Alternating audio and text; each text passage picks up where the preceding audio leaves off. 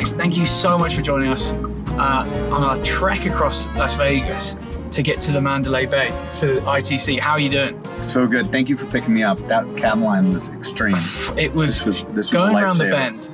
bend. But Alex, for our viewers who might not have heard of you, can you tell us a bit more about you and your role at Clearspeed? Sure. So high probability no one's heard of me, and that's fine. And it's okay that that's the case. But in terms of background, I grew up in San Diego, California. Nice. Not too far from here. 46-minute flight from Las Vegas. Perfect. Right. So pretty nice. Yeah. Grew up in San Diego. Went to college at the Naval Academy. Oh wow. And I was in the military. I was in the military for like 10 years. Incredible. So not probably the first place that people in insurance or insurtech start out, but that's Well, I imagine it gives you, I mean, for such an actuarial kind of, risk-based industry, that's giving you such a grounding, right? It's a great point, because that was the business, was risk and risk assessment. It's what we do now with our tech. And it's what fuels the insurance industry, making decisions on risk. So there are a lot of similarities. For sure, there's some differences, but nevertheless, that's where I came from. So I came up through the military and then became an entrepreneur. Incredible. So with that in mind, then tell us a bit more about Clearspeed as well. So this was not one of these founder stories where I can say I had this idea and created this tech and just woke up one day. Elon Musk did, like I didn't kind of like Steve Jobs this whole thing. Steven Wozniak. So, but what it was a startup that was doing some really good, hard kind of blue collar security work, which I love. The idea of just doing the unsung work that people needed to done. We did it, and we were doing that work over off Africa. Yeah. Oh wow. Yeah, and it was a great first company coming out of the military. Yeah. Being an entrepreneur, working with people you love, and there was always a couple of these problems that were lingering in our heads from things that we experienced back in the military. Yeah. And just the network effect of meeting people, kind of jumping in the water and swimming, and the entrepreneurship journey. We met a group of technical people working on this tech, and we needed it for our own work, kind of to do automated risk assessments, and we were very excited about it. Yeah. It always comes about from solving challenges that you yourself face, isn't it? It's never like being proactive in that regard. It's actually like looking into your own life and realizing, what do I need to solve? How can I do that? Exactly. And so many times we don't have the answer. And for me, not a technical founder, there's no way I'm going to create something. Yeah. So something was being worked on, was being prototyped, and it just caught my imagination. Right. And I said, this thing is incredible.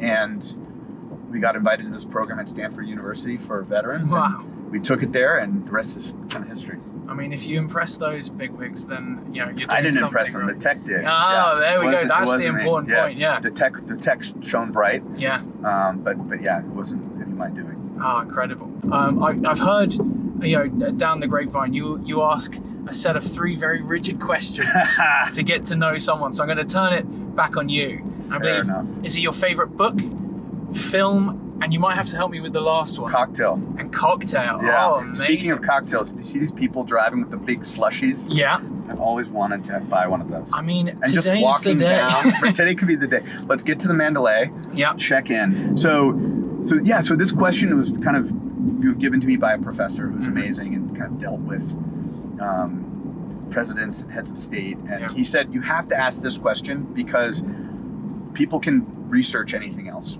Okay. And you have an opinion and a stance, but it is a good way to get to know someone, is to understand what they're watching, what they're reading, and what they're drinking. Yeah. And so in some cases, people don't drink alcohol. It's fine. It could be coffee drink or it's a tea. What's something that you enjoy. So I mean, it's 5 o'clock somewhere. Yeah, exactly. So if you were to load that up, then what would that first cocktail be? All right, margarita, 100%. Wow. Okay. Yeah. But that's a San Diego vibe, isn't it? It is. Oh, that's a drink. That's what you've got in your hand drinking. Yeah. What's in your other hand as you read? So favorite book. So I love For Whom the Bell Tolls. Oh wow. Hemingway, and just the idea of we all stand together. Something in that. So I've read that a couple of times. It always comes back to me. He kind of writes like I sometimes think, short and choppy. There we go. And wow. And you know, there's a lot of complexity in him. So a lot of bad, a lot of good, and a lot of just, you know, that gray. And the man and the books, look, they're totally flawed, right? But also totally beautiful. So I can turn a couple pages of him every now and then. Incredible. And then movie, I mean, The Godfather 2. I'm glad you say number 2 over number 1. I think number 2 is so much better. It's Godfather 2. Yeah. I think it was Billy Crystal said that, like, everything you need to know as a man or a woman for dealing with life is in The Godfather 2. Wow. It's like there's lessons in there. You just every single sequence there's something to take away. So anyway, I could watch that one again and again. Absolutely brilliant.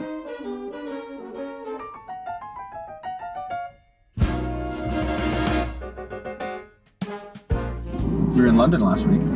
Well, of course, yes. Yeah. Big launch there. In fact, yes, Fintech Finance. We were also there at your party covering the event. Tell our viewers who might not have seen that coverage a bit more about the big London launch. So first of all, it's one of my favorite cities on the planet. Oh, now you're my favorite. Yeah, I mean, it is. I'm not pandering here. I think it is gorgeous. The people are amazing. It's got this kind of great blend of it's sophisticated, it's New World, but it's also the history, right? So you're just in this wonderful spot. And you know what? That it is probably, especially in the insurance industry, I think it's the most innovative hub on the planet for insurance. It is, and they're leaders. And it makes sense, right? Like Lloyd's of London, like insurance was born there. Yeah. And so I think the imperative that market feels is it's going to transform here, right? And so in London, you have people willing to adopt and try new things, and highly creative, highly imaginative, and very courageous because they're trying new things. Yeah. So I love that market. So we launched there. It seemed the appropriate place. Digital transformation. I know you're giving rides to the airport to other folks here as they come in to well, I'm sure you're hearing a lot. Your viewers are hearing a lot about these words, but they're not just buzzwords. Like it's happening. Insurance is doing it. These executives, these managers, they're making stuff happen. They're ripping apart systems and they're building new infrastructure to make the whole industry transform. It's happening. It's not just words. So it's cool to be a part of it. And I'm excited that we were able to launch in London because that's the center. That's ground zero. I'm looking at you guys in a holistic sense. Where are you operating? Around the world now. So we're operating in many countries around the world. Yeah. We have a security aspect to our business.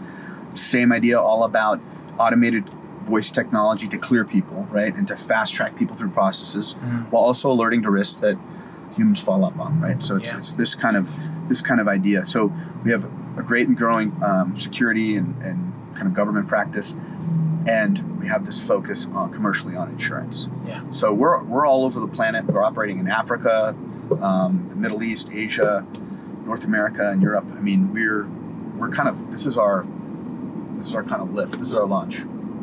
It's taken many years to get the tech right.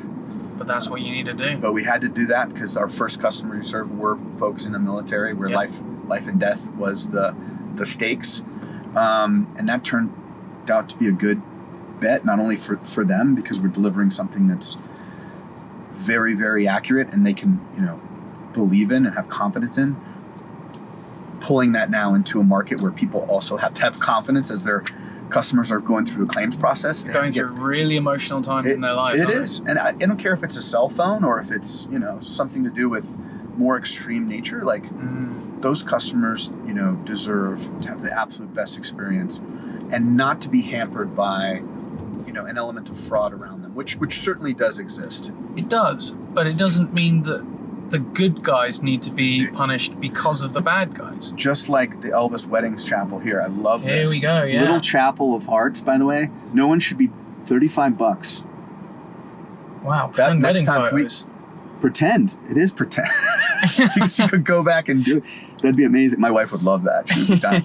And I've actually never seen the sign. I've been here 100 times. I think this is new. I think the Strat has gone through a glow up. Okay, well, between this and I think I'm staying in the wrong part of town, Mandalay. Right. Maybe we just pull over here, go to the Aztec. Yeah, Inn. let's just stay in the old part. I bet you they got a great margarita in the Aztec Inn casino. Yeah. Oh wow. Yeah, that is a retro casino if I've ever seen one. It's amazing. I've actually never been. So what's fascinating to me is there's this paradigm in security. So where we come from in the military, where you can only move as fast as security allows, which means the tension is between security and speed. The faster you go, the less security you have. Okay. So sometimes you have to say speed is my security and let's just move really fast. Wow. Other times you have to say we have to go so slow, security has to be so high. Just think about any checkpoint you've been through. That's a very basic example of this thing. Yeah. Think about that in the airport context. You cannot have people just bogged up doing a one-on-one or one-on-one. You need people to be cleared through. Okay. So we created that metal detector because it didn't exist in security. There was people doing all kinds of things with lie detection. We needed the inverse of that. We need the ability to actually clear and fast track. Now think about the insurance setting. Claims are being processed, tens of thousands, hundreds of thousands, millions of claims, per day, per week here in this industry. Yeah. Security relates to fraud. So the faster you move, you might be giving up more fraud, right? If you move too slow, the good customers are being hampered. See the same tension. So the value prop is the same. Good customers go faster. If you're committing fraud, there's an alert and you'll be followed up with, as you normally would. The ability to have security or fraud mitigated while speed is happening, this simply doesn't exist in this industry. And that's what we're bringing to the market. That's crazy. Yeah. I find that fascinating.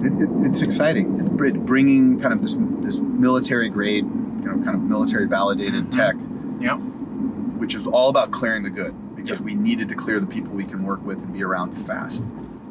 Get to trust faster, right? Yeah. So if you want to get to trust faster, you need to enable the human kind of like the person conducting the judgment. You need them to be enabled with a piece of tech they're confident in. That's what we're doing. So it's really fun, and I'm just blown away by like the parallels. Of the people I see working so hard in the insurance market. And also the folks that we've worked with in the security side. That combination is. But if you would have told me we'd be in InsurTech 2022 at the Mandalay Bay, like 5 years ago when we were at the Stanford program, I would have told you there's no way. Why would we be in insurance? And here we are, and it's been amazing. Well, we're here at the Mandalay, and I'm really looking forward to seeing you on the conference floor.